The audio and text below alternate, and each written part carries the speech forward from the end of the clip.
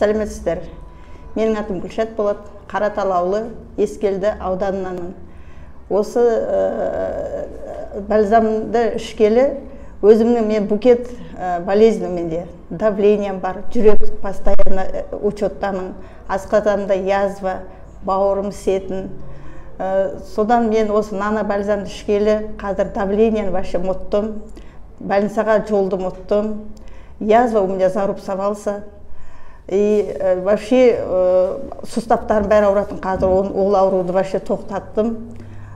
Осенью, весной, зимой мен тұмау, как туберкулез сияқты аузымнан жөтеліп кетпейтін. Қазір оны вообще болғанында кейде өзім деп жөтеліп қоям, бірақ вообще жоқ. Құдайға тәуба, нано бальзам деген бір чудо бальзам деп атауға болады.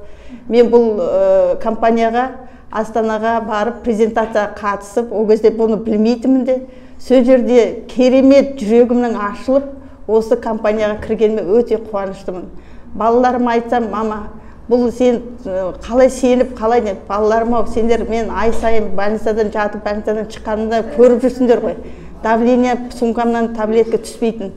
Сол сенімді енді өздерің көздерің жетуге болады ғой, деп оларға. Мен 24 февральдан бастадым. 24 февраль, осы күнге дейін ішіп жатырмын. Бірақ тоқтатқан жоқпын, ішіп жатырмын. Мына өзім жылда ораза ұстағым келетін, бірақ ұстай алмайтын, потому что давлением көтеріліп кететін, язым ашылып кететін. Нано бальзамды ішкелі, оразаны так легко переношу, и Алла мені намазға да жығылдым. Алладан енді сұрайтыным, Меккеге барсам екен деймін. Сол Меккеге жол ашса екен деймін. Сол жолды ашатын осы мен Сереброға жетіп, Меккеге барып, бриллиантқа жетуге өзім талпынып жатырмын. Өзім сенімдімін, жүрегіммен сенімдімін. Бұл компанияны мені көтереді деп сенемін. Сол оны өзімде көмектесуім керек. Мен тоқтатпаймын. Жетем сол сенімді алға қойдым. Сол сенімді енді до конца алып жүрем деп сіздерге сол өзімнің немді айтқым келіп отыр.